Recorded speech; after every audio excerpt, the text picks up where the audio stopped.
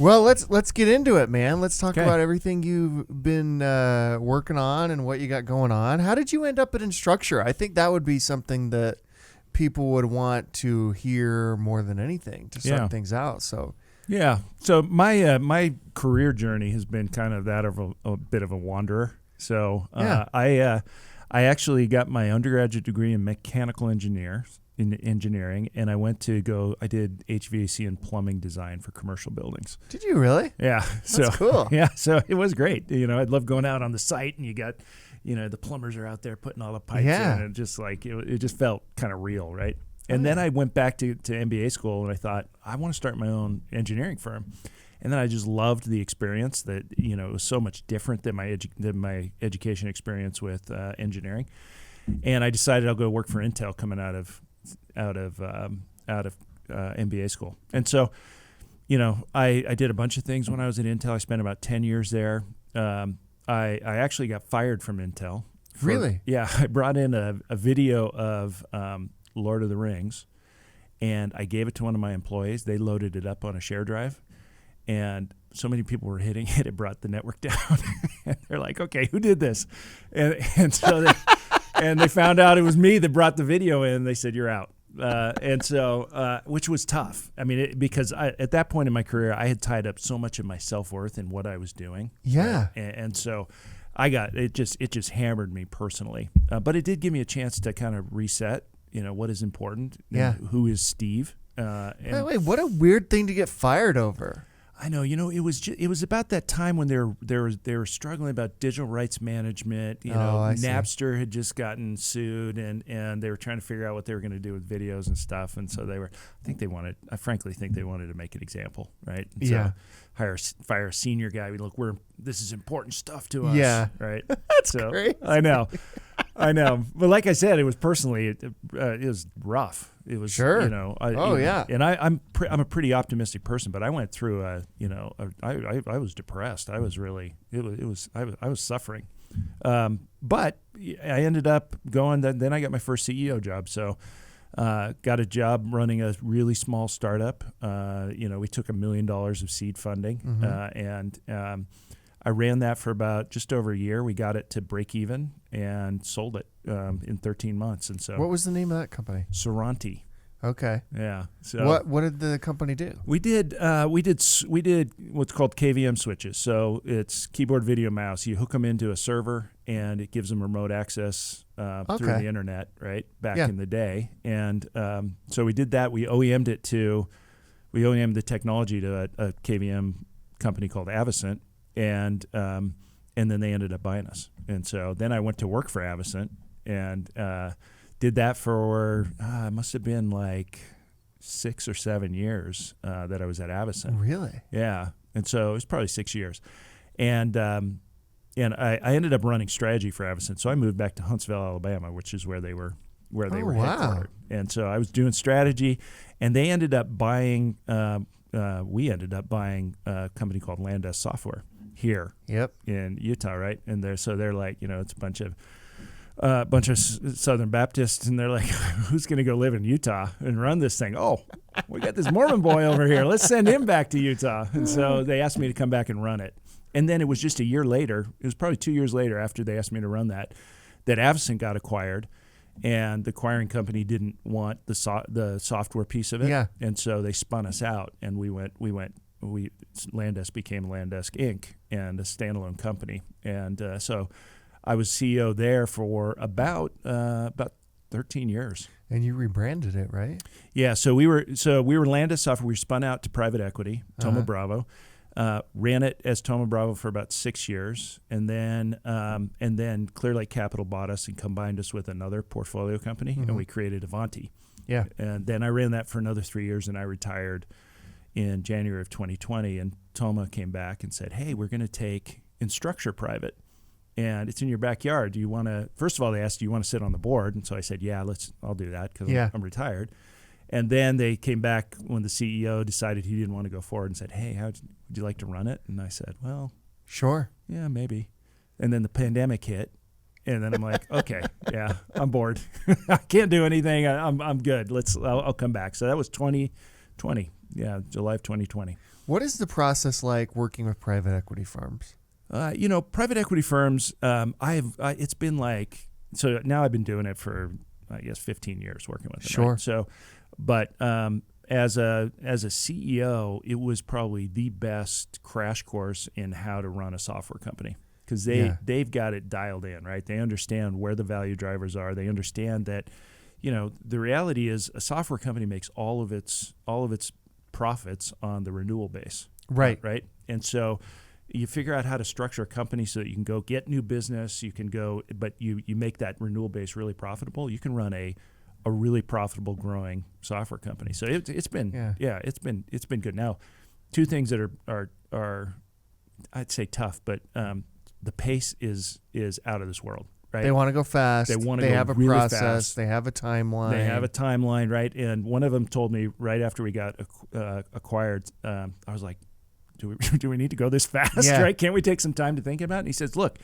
somebody may come and want to buy this from us next week, right? So we want this thing shipshape as soon as we can get it shipshape, because who knows when somebody's going to come and say, hey, we want this. And so they really, the pace at a private equity-owned company is out of this world.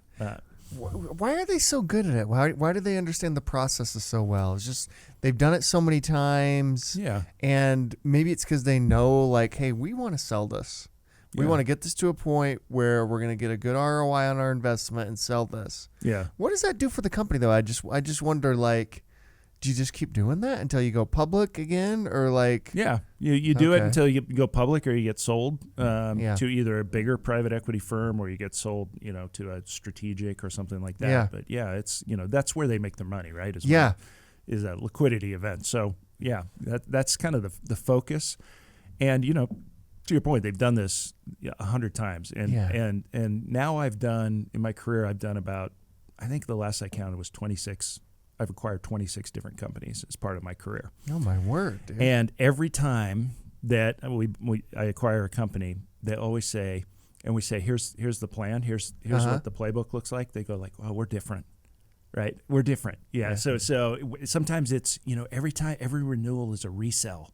So the salespeople have to be involved in the renewal. And we're like, okay, no. Yeah. And every time, everybody thinks they're kind of a snowflake, right, when it comes to a software company. But there are just some basic principles that you can apply to every software company. Private equity knows it. They have the discipline to do it, and they do it fast. And that's how they make money. Yeah. And when you look at acquiring companies, what are you looking for? Yeah, it depends. So, as a strategic buying a company, right? The first thing we look at is does this fit our strategy, right? Mm-hmm. So, and there's some companies that are just a holding company, right? And they're just managing it, the financials of it. And there's a bunch that have done really successfully that way. Any company I've been at, it really starts with, does it fit where we're trying to go as a product company? And then it's about how good is the management team? In fact, we're looking at a company right now where the management team is, but the business is doing really well, and I'm having a really hard time psychologically getting over the hump on this one, because I know that so much is going to rely on execution once this happens. Yeah. And if it's in a space that I don't know really well, it's like a B2C, and we're all B2B, and so I probably won't do the deal, because of that. Yeah. So having a good management team is really important, and that there's a cultural fit there. How do you know when somebody's a good management team and when they're not? Like, if the business is doing really well, how do you know, like, I don't know if this management team is good? Yeah. So you've got to spend some time with them asking, you got to ask those probing questions, right? So you got to ask, drill into, why aren't people renewing, or why did they buy this over this, right? And if they give you soft answers, right, and they're kind of general answers, the team really doesn't understand the business really well. And so, it's you got to spend time, though. What are some of the biggest lessons that came out of Ivanti? Because you were there for a long time. Again, like Landesk, turning it into Ivanti, acquiring all these companies. What were some of the biggest lessons that came out of that for you? Yeah. At Ivanti, there was a couple things that were tough and a couple things that were really good. One, from a tough perspective, we were never the number one company, product in any of our segments, right? We were kind of a roll up of different companies, and so We didn't have number one market share in our desktop systems management. Microsoft did, which is always brutal, right? Because Yeah, they're that's willing crazy. to give stuff away in a lot of cases. And so it was it just makes life hard, Yeah. right? But if you got good product market fit, so coming to Instructure, right? Yeah. The product is awesome. Everybody loves Canvas, right? Uh-huh. It works really well. There's just momentum. You can frankly make a lot of mistakes when you got good product market fit, and you're the leader, and still have a successful company. And so that was tough at Landesk. So that was one of the decisions to come back, was when I saw that Instructure had such good, was a leader and such good product market fit, that I said, okay, this makes sense. It's gonna be a lot easier. Yeah. The other thing that I learned, I learned that business is about people doing business with each other, right? Yeah. And so one of the things, even though we weren't the market leader, we were able to be successful because we really did put a focus on what does that relationship look like with the customer, and it was, people stayed with us rather than going with the enterprise agreement at Microsoft because they loved working with our people. For sure. And so I learned really early there that can be a competitive advantage. Interesting. Yeah, how you treat your customer can be a competitive advantage. Interesting. Especially when you're competing against these, big horizontal Monopolies. companies, right? Exactly. Yeah, Exactly. Microsoft is a monopoly. Yeah. Just 100%. Yeah, exactly. Like, that's hard to compete against. Yeah. So you got to find those. You got to find those edges in, and you really can differentiate based on how you treat your customer. And when I think of Instructure's gone public, right? And then it got bought by a private equity firm. It right? did, and then we went public again. Oh, okay. Yeah. So about a year in, so in July of 21, we went back out public. Yeah. Yeah. What was that process like? Oh, it was fun. Yeah? It's fun. Had you done that before? Never. So, it's a, luckily we'd only been private for a year. So a lot of the kind of groundwork that you have to do to become a public company, right? There's a lot you have to do. It wasn't stale yet, right? So we could just kind of refresh it. But the process was, at the same time, we went out public so quick, everybody's like, this looks like voodoo, right? Yeah. How did you guys turn yourself? Because we were, we accelerated our growth, and we went from losing a little bit of money to about 30-40% profit margin, right, in a year. And it was actually a year and a half. But so everybody's like looking at it, kind of, is this real? And so we had to kind of overcome that. But it was during the pandemic, so all of the road show that we did was over Zoom. Oh, that's nice. Yeah, so we it's nice. It's nice. It was nice. But we got we had a big Zoom room set up, and we just sat in there for a week and a half, Sure. right? Just doing back-to-back one-on-ones with investors, and it was painful. Sure. Because it's just you. Yeah, I mean, you got to be on for a week and a half, and you debrief after you get off and say, okay, we didn't. That answer wasn't very good. So let's change it, and let's talk about it differently in the presentation, that kind of stuff. So, but but it was fun going through that process. Then we went out to New York, so we listed on the New York Stock Exchange. And that's just a cool experience, because you walk into a historic building, right? There's like a museum when you first walk in. They take you upstairs, and they have this little ceremony with you, and then they walk you down on the floor. You go sign this book that every CEO that's ever been public through the New York Stock Exchange has signed. And the history of that. And the history is just amazing, right? And then they take you up to the balcony, right? And you get to ring the bell to start the thing, and you got CNBC right there, right? Yeah. And so it's a really cool experience to go through it, particularly at the New York Stock Exchange, I think. Oh yeah, for sure. There's a lot. I mean, a lot go on NASDAQ now, particularly tech companies. Yeah. But the history of New York Stock Exchange. That's is right. Kind of. Yeah, they showed us. Unmatched. They showed us this the dining room at the New York Stock Exchange, and they've got these little buttons on every one of the tables, right? And they said they wouldn't allow waiters in the dining room because, JP Morgan's in there making a deal Sure. with, right? And they don't want anybody overhearing any of the talk that goes on. So whenever you wanted to make your order, you just push this little button, right? And the waiter would come out and get your food and all that kind of stuff. So yeah, it's just those little things. Wasn't it Hamilton who started New York Stock Exchange? Is that right? Alexander I don't know, Hamilton? actually. Yeah. I think it might have been him. Yeah.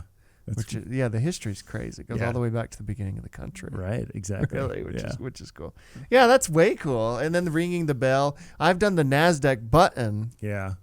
Just as because we're partners with NASDAQ at Silicon Slopes. But right. Yeah, New York Stock Exchange is a whole different ballgame. Yeah. It feels like just, again, because of the historic nature of it. Yep. You're and sitting how up there on crazy the it balcony. You're overlooking the floor. Yeah. Right. It is a button, though.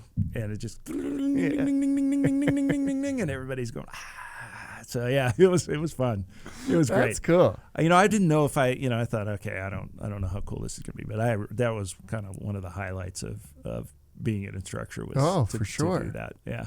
What's your relationship with Josh Coates, the co-founder? Yeah, CEO Josh has kind of stepped away, Yeah. right? So he was, and it's always tough when you've got the former founder, and I think he saw it, right? And he's just said, "Look, I'm gonna just step away. Yeah. You're right. I'm not gonna get in the way of anything you want to do." Yeah.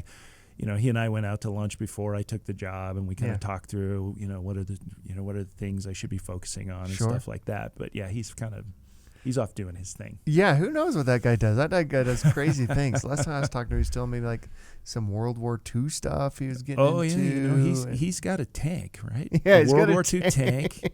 One of the things he did when he was at Instructure was the biggest competitor was Blackboard. He took a Blackboard out on the salt flats and took the tank and shot artillery at it. Boom, right? And when we opened the office where we're at, they've got videos of him. He has a flamethrower. Yeah, the flamethrower. Yeah. Cut the ribbon with the flamethrower type of thing. Yeah. So he's a hoot. Yeah, Josh is a legend, man. Yeah. He's an incredible example of Utah and Utah founders and what can be accomplished here. And he's been around the scene for so long. That's really cool. I wonder, when you think about Instructure and Canvas, and it's always been like B2B, right? And maybe like B2U universities. University schools, yeah. But it's a B2B motion, right? Yeah. Yeah. Why never consumer? Why never something like getting into the space of like a Teachable, I'm thinking of, or one of those types of things? Yeah. First off, the learning management system really is something that a university buys, right? Mm-hmm. And so, the customer is really the institution. Mm-hmm. From a business model perspective, it's a nice enterprise business model, right? We've got great retention, 85%, 95% gross retention, right? Whereas a B2C, if you get 65, right, you're in a pretty good spot. And it seems way hard. The consumer piece of it is just think about if you're only renewing 65%, that means you've got to do that extra 35% in new business just to stay flat. Yeah. Right. And so you got to have a machine that's off, and you're always under the gun to go get new business. Right. And in a consumer model, there's enough, 7 billion consumers to go after. But at some point that becomes a hard race to run when you're losing 35% of your customers every year. So for sure. Yeah. So the business model, one, this is how the customer buys, but two, we've thought about, we could sell parent apps, we could do some of that, but you see what happens when Chegg, right, sells directly to students, right? And when you get a little hiccup and the business just gets hammered, right? And so it's a better business model for us. It's interesting because the company's name is Instructure. Its flagship product is Canvas. Mm-hmm. Was there ever like intention like we're going to build another type of a platform underneath the Instructure brand in the learning space or whatever space? Yeah. In fact, we have a Mastery brand, which is all about giving K-12 teachers feedback real time on how a student's doing against the standards. Oh, cool. Yeah. So it's like a heat map, right? And it says, Johnny's struggling with long division, Susie's struggling with multiplying fractions, get them ready for that end of year test where, high stakes testing. And, and then we have a number of other brands, but at the time also, before the take private, there was also a corporate a product called Bridge, which was going after. Oh yeah, Yeah. I remember Bridge. Yeah, exactly.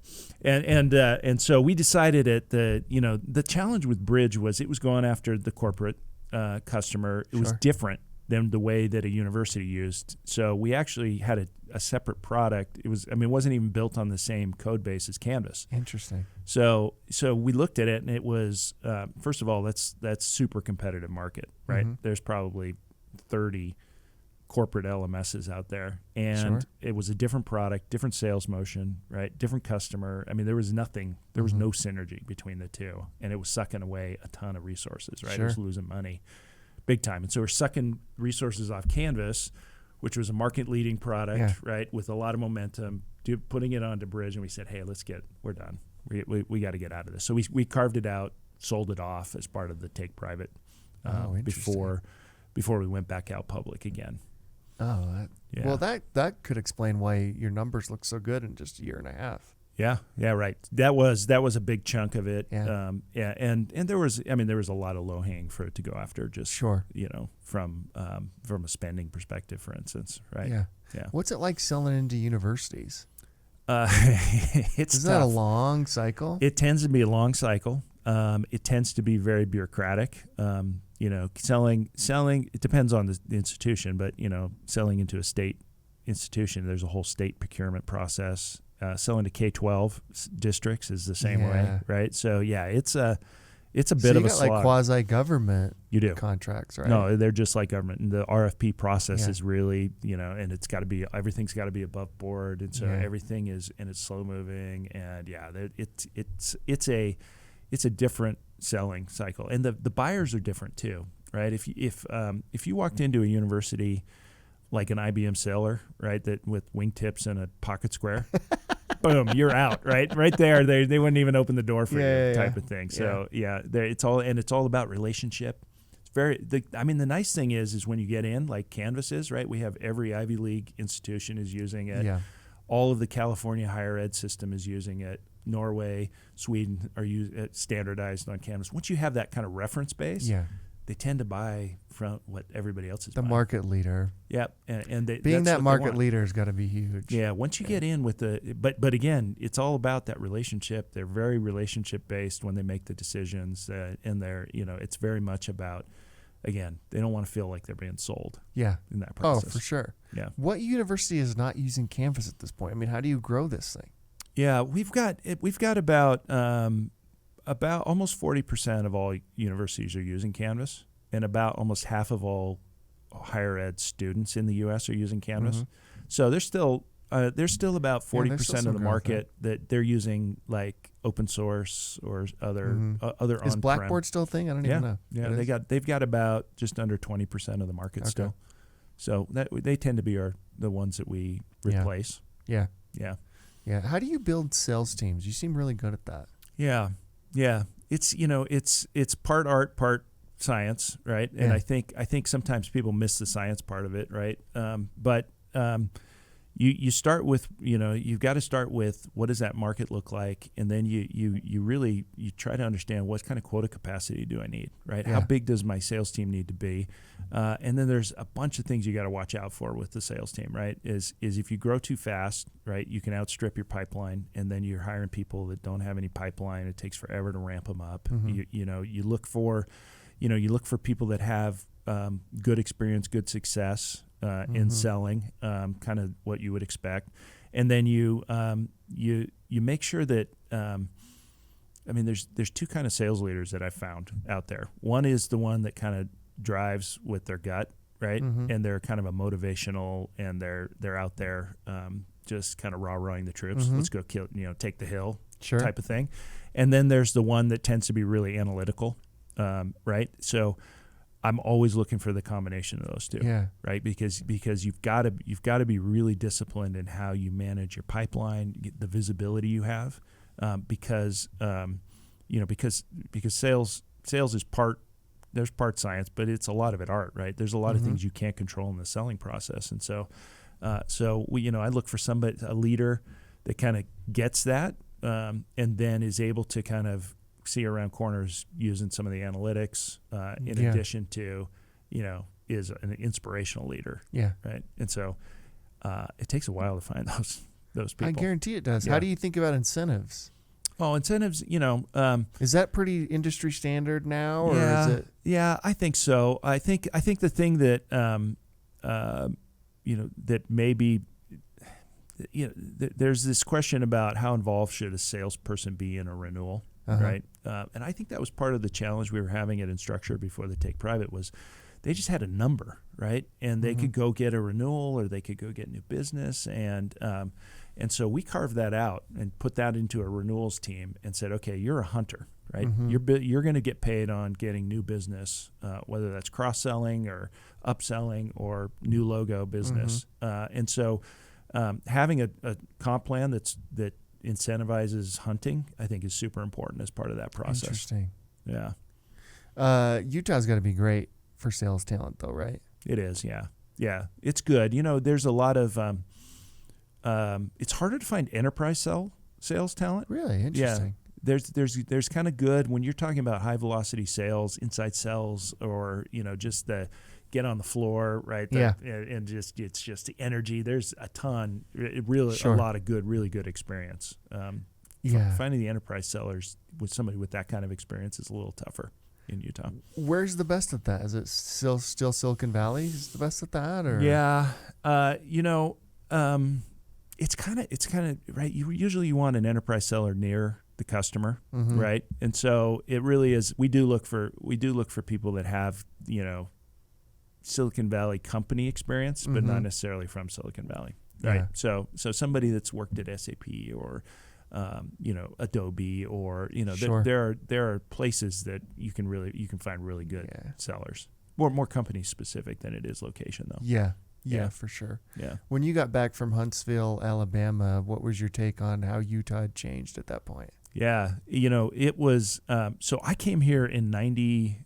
Well, I came here with Intel in '95, and it was like WordPerfect, right? Yeah. And Novell.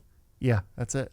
And so the amount of change, just the energy, has been amazing. Yeah. I mean, it's just, and it's, I came back from Huntsville in 2007, right? And even from then till now, Oh, yeah. amazing, right? Yeah. And I was doing, I saw the whole tech blow up in 2000, right? And the crash and all of that kind of stuff. But at the time, I saw all these companies being formed, right, out of Novell, out of WordPerfect, and you could just tell, right? That was kind of the seeds of something that was going to be really cool. And I think now, 20 years later, we're seeing, which this is the fruits of that diaspora. What have we done right in the state to do that? Like to be able to grow this community in a relatively short amount of time to become like, I genuinely think it's a top 5 tech ecosystem in the world. Yeah. Right? I don't think it gets talked about enough, like how incredible it is and how strong it is. Right. But say it's even top 10, like that's absurd. Right. We're a state of 3 million people. Right. Like that doesn't make any sense. How does this happen? Yeah. I think, I think there was some visionary work, from organizations like the UEDA. Do you remember UEDA? Yep, UEDA that then became Utah Tech UTC. Council. Yeah. Oh, yeah. Yeah. Oh, yeah. And then became Silicon. Yeah. You guys brought them in, right, as part of Yeah. Silicon Slopes. And so, I thought there was some really good work that had gone on there, and a lot of good work with the state legislature, to kind of build the foundation, right? And I remember some of the people that were I was working with from UEDA even back then, right? And they were really focused on how do we get VC money in, right? How do we, I remember they brought in Wilson Sonsini, right? They recruited Wilson Sonsini here and tried to kind of create some fertile ground. And I think that was key. But then I think there's just, we got a lot going for us as a state, right? So you've got this sense of community, right? You've got this sense of it's bigger than just tech, right? It's people come and they feel embraced, right? And they and whatever your source of community is, right? It might be religion, it might be the love of the outdoors, right? We've got this sense here and we got a culture that likes to give back, right? I know at Instructure, a big part of, people, when I talk to them, why are you here, right? It's, we get involved in the community, right? We're helping at schools, right? We're doing this thing with the Jazz, right? We're recognizing teachers, and it just, I think people need that for their soul, right? And so, people feel it when they come here, and then you got the natural resources. I mean, we got all the We're ingredients. pretty lucky to live here. Yeah, we are. Yeah. It's pretty cool. It is cool. You've done a lot of stuff with the Jazz, with the recognizing a teacher every home game and things like that. What has that partnership meant to you, and what was the idea behind that? It's actually really cool, like highlighting a educator at each game. Yeah, no, it was when I got to Instructure, I'm a huge Jazz fan, so right, and we had tickets when I was at Avanti, right, and I was like, okay, we got to figure out how to do this, right, and so originally we just approached them and said, hey, we'll buy a suite and bring employees in and do it or customers, whatever. But then as I was thinking about it, we're in this unique position. We're just coming. It was 2021, right, and so we're still kind of in the pandemic. You got teachers that are burnt out, and we thought, well, let's do something bigger, right? Let's do something that could impact the community, and so we met with the Jazz once and said, okay, here's kind of what we're thinking, right? We'd like to do something and somehow recognize a teacher and make this not just about Instructure, but let's make it about the community. Let's bring them, we can maybe bring them to the suite or something like that, and that was kind of it. And then they said, okay, we got it. And so they went out, and it took them a couple months, 2-3 months, and they came back and just blew us away. They said, okay, we're going to do this. We'll have the Jazz Bear go to the school, right? And half of them will do an assembly, and the Jazz Bear will recognize them. The other half, they'll go right to their class and just give them the award, right? Yeah. And then we'll bring them in. We'll have them, stay at the suite, and bring their friends. They can bring as many people, however you guys want to work that. And then we'll have this big website that people get to nominate them. So we get this kind of community thing going, and then we'll have them down on the court, and give them at between the second and third quarter or whatever, right? The second, third, and fourth quarter. And then we'll do this dinner with the governor at the end of the season, right, at the governor's mansion, and we're just absolutely blown away. And so it's been great. It's been such a good partnership, and one of those things we were in, after the first year, we were in a debrief with the Jazz, and Ryan got up and said, "This is the program that I get asked the most about." Right, is this teacher reckoned the most valuable educator program with Instructure? That's so cool. Yeah, awesome. Isn't it cool the platform that the Utah Jazz is for our state? 100%. Like, it's unbelievable. Like, that brand, and it's so beloved by all of us. Yeah. It's been our only professional sports team for so long. I mean, now we have Real Salt Lake, which is our second, but it's the Jazz for most of us growing up is like that's all we've got. And to have that kind of be like the front door for Utah, which is kind of how I view it. Yeah. Like if you go anywhere in the world, they know us for the Jazz more than anything else. That's kind of exactly right. Yeah. Jazz and then Moab. Yeah, Jazz, Moab, probably the Church of Jesus Christ Latter-day Saints. Like those are, but Jazz first. Yeah. Particularly you go overseas, it's going to be that's right. Utah Jazz. And the platform there is just unbelievable. And the way that they bring in companies and recognize the community, it's a really good community platform. It is. And it's, I think the Jazz are doing some stuff that's pretty innovative too about how they're engaging the fans, how they're engaging us, as sponsors and things like that. Because after we did this, we got calls from like the Warriors, we got calls from the Mavericks, we got calls from others saying, hey, I bet. Come do this with us. Oh, yeah. Yeah, which would make a lot of sense for you guys because you're we're global. Yeah, we're global. Yeah, you could do that all over the place, which would be really cool. Yeah, and they just want a really good sponsor. They want a sponsor. Yeah, so you got to be careful. You got to be exactly. That's awesome. I wonder, what do you think? Like, what rain clouds do you see ahead for Utah, having built here for so long, and this tech community? I mean, we're going through a weird time right now, actually. Yeah. From coming out of the pandemic interest rates rising like they are. Not a lot of tech companies are going public, period. Just given kind of the environment, you're seeing a lot of cutting, particularly when Elon cuts at Twitter, or, like when Elon did that, it was like a signal, it seemed like, to the whole tech community, just like, all right, everybody cut 20%. Yeah. If he's doing it, let's all do it. Yeah. And so you're getting all that. You have like this work from home. Now, do we go hybrid? Do we go all in office? It's an interesting time to be working in tech. Yeah. You're right. I think the, the challenge with tech is that it was all about growth, right? For so long, right? Growth at all costs. And I've been through those bubbles before. We did that in the late 90s, right? And you always go through these cycles. And now it's about, you got to make money. Yeah. Right? You got to be you got to have for one thing, because you can't just go public to save yourself, right? You've got to be able to sustain a business, right? And one that's built to last. And so, I think that's what people are grappling with right now. And some are going to make it, some aren't. It's kind of the natural selection process, right, in business. For Utah specifically, I think, I don't know. I've felt a little bit of a backlash against tech with, particularly in the political realm, right? Yeah, like the legislature. It's almost like I went and testified once, and they were like, why should we give you anything else? Kind of thing, right? And so, I do think there's a little bit of a backlash happening, which I think we got to be really careful about, right? And then I also think. Growth is. I was amazed. Dana, my wife, and we were driving down the road on a when was it? It was like a Thursday afternoon, and the traffic on the freeway was like unreal. And it's like it was like 1:00, right? And I'm like, what's going on? I think we're kind of hitting that point where we got to be really thoughtful. And we got to be thoughtful in a way that requires the legislature and us to be partners. And I just don't know if we've got that. I think we've got some allies and some people that are really, understand us and want to help us.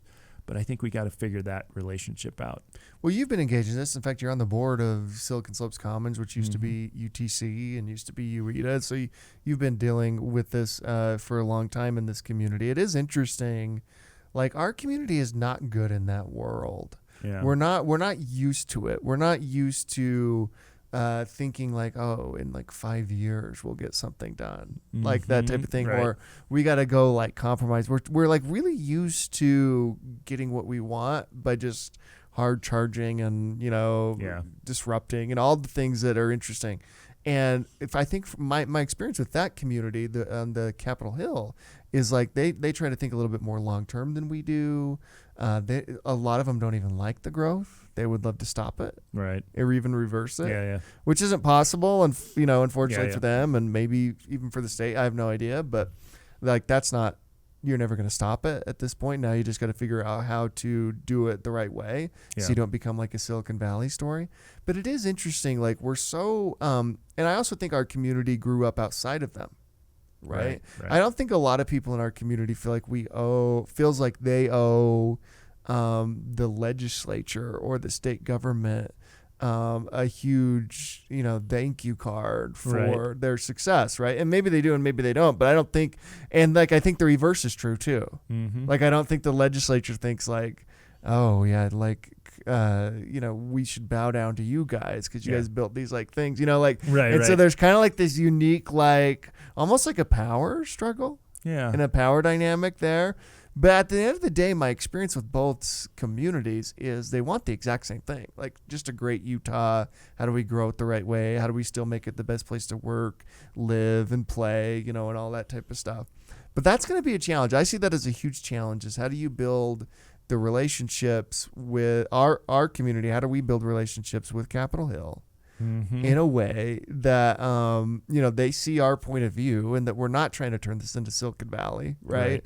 Or some of these other ecosystems that have done really well, but also the downsides are obvious, right? Go Yep. downtown San Francisco right now; it's pretty obvious. Yeah. Some of the downsides, downsides of it, to that level of growth, and then I think even them like kind of getting an understanding of what we care about, right, and us getting an understanding of what they care about. It's interesting. I think we're getting better. I think you're right. Like we do have some allies up there, and we are getting better. It used to be really bad. In my experience. Yeah, mine too. Yeah, Like, and you really know what? bad. I've been on the side of just so freaking frustrated Yeah. at the pace, right? and thinking, and I remember at one point just saying, I'm not doing this anymore.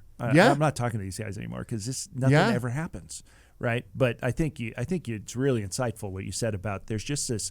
It's like an impedance mismatch, right? We're operating at a certain speed, and they're operating with a longer view, right? Because they are looking at what's the state going to look like 20 years from now. Yeah.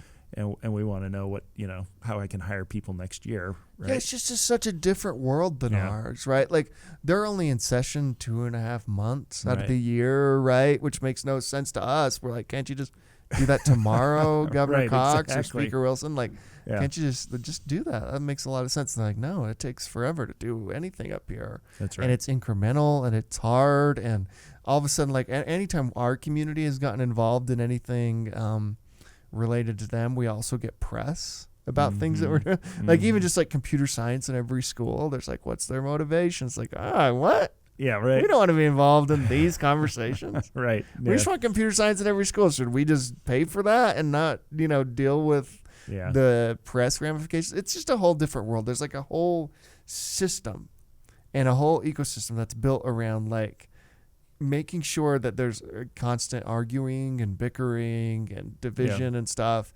And then, behind closed doors, it's like, well, how do we actually do this and push the state forward? We're just not used to any of that. What happens behind closed doors? We've is the got same a as public. customer that we're trying to serve, and we're maniacally focused on results. Yeah. Right. Whereas the legislature has to. I mean, think about the different constituencies that have to be balanced here, right? And I think I think we're getting better at this. I think there was a time when the legislature just kind of pushed forward just whatever agenda they wanted, right? But I think we're in a place in politics and in society in general where there's got to be a better collaboration. And I think Utah's demonstrated some of those things, right? We're getting there. I think for sure between the tech and business community and the legislature, I think the bridges are being built for sure. There is that like interesting thing, like our community is like, why do you, so many times I'm like, hey, we should try to like build relationships with whoever's up there. And they're like, why? Yeah. I'm like, I don't know. Like, do you care? It just like, feels like the right thing to do. It's like, yeah, good point. We don't have to, but like, shouldn't we? Shouldn't we be engaged there? And shouldn't we be doing stuff? Because if you look at like who represents us up there, it's a lot of like real estate executives, real estate leaders, things like that. And we don't even have like a lot of tech leaders who run for office. No, you're right. Or, donate to political campaigns. And the interesting opportunity for them is like, man, tap into tech and you've got the whole state. Right. There's like this sleeping giant over here that hasn't been awakened. Yeah. That's probably pretty hungry to get engaged in state issues. That's just never been engaged from that end either. I think Spencer Cox did a good job. I think Herbert did a good job. I think Huntsman did a good job. So I think on the governor's side, they've done a good job of that. Even Leavitt was really great at it.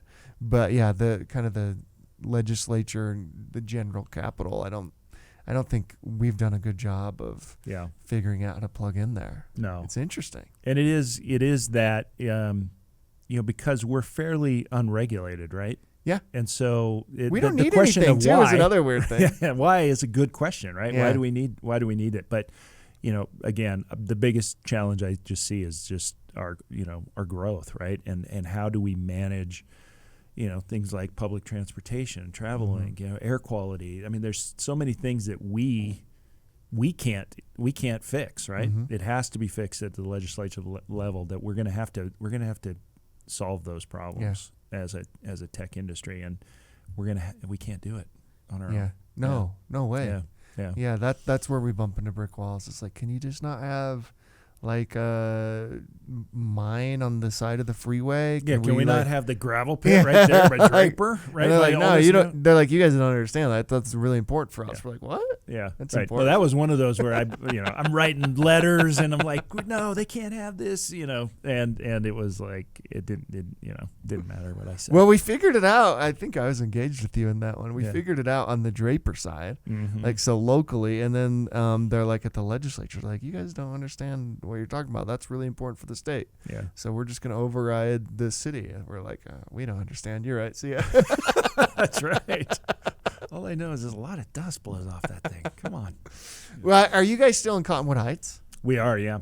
But again, we're I think we got about 1,500 employees worldwide. About there's probably about 300 that are local now. Mm-hmm. Because we're primarily remote.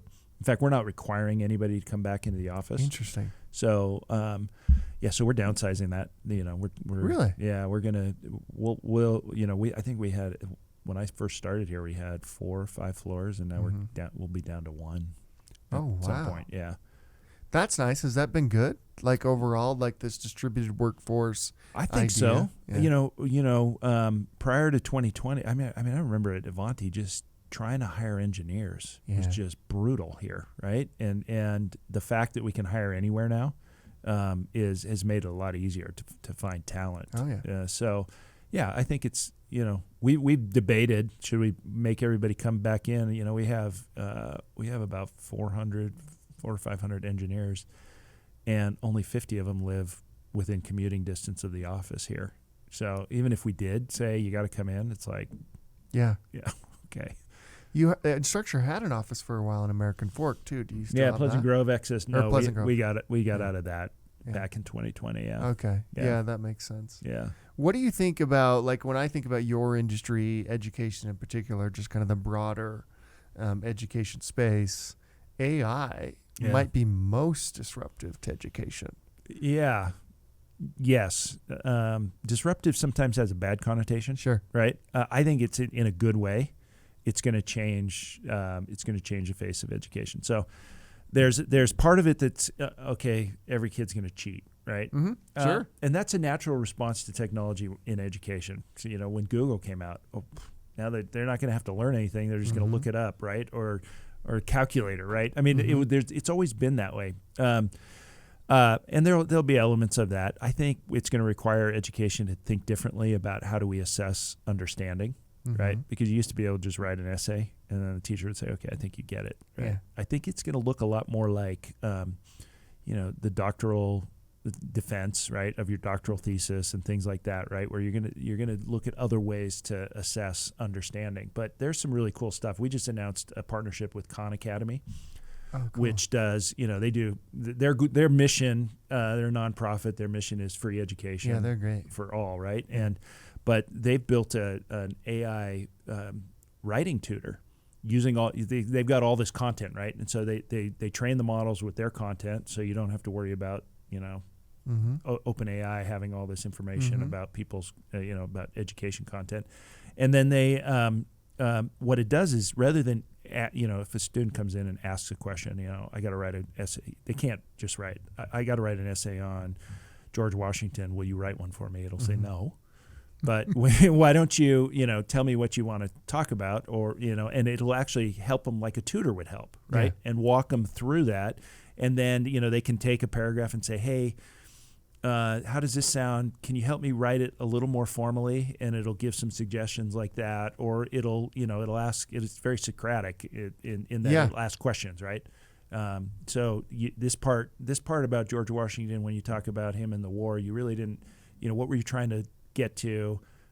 Maybe here's some resources you can look at, and it'll help walk through that process. The generative AI does it. Yeah. And then the teacher has now a transcript of how did the student actually get to this paper? That's cool. What was the learning process that they went through? It's almost, again, it's what you do in a doctoral defense, right? But it's now the technology, and the teacher can get, actually use generative AI to say, summarize how the student got here. And they can say, okay, I get Yeah. it, right? They didn't just copy and paste something into Canvas, right? Sure. They actually went through the process. So it's things like that. It's things like we can help teachers create quizzes, right? And relevant content to today Yeah. type of thing. So, we have it built today where you can say, I want to write a quiz about, Ernest Hemingway and, his wives, and ask the question about who his second wife was, and then create me a multiple choice. Right. And it'll write it, and it'll come up with the different answers that are, so when we did it, it listed all 4 of his wives, right? Yeah. So it was kind of a distractor. Sure.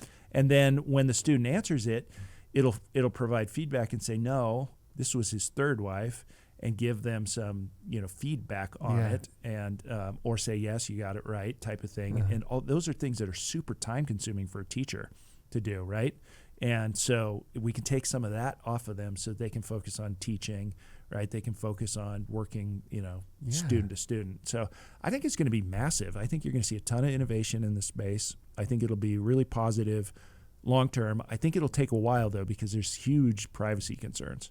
Oh, yeah. Right? If you use student data, anything to train any models, right, you've got to make sure that they're firewalled, that there's no, that it's not getting out into one of these large language models that are out there. Yeah, it seems Right. like OpenAI is about to get in a lot of lawsuits. Don't you think? Yeah, I wonder. Yeah. I mean, they protect themselves. I know when we've experimented with it, right, they let you know this is what you're agreeing to, but I read that article about Samsung and exposed some of their IP by playing with the OpenAI, right? So yeah, it's crazy. yeah, it's in education, right? Massive focus on privacy.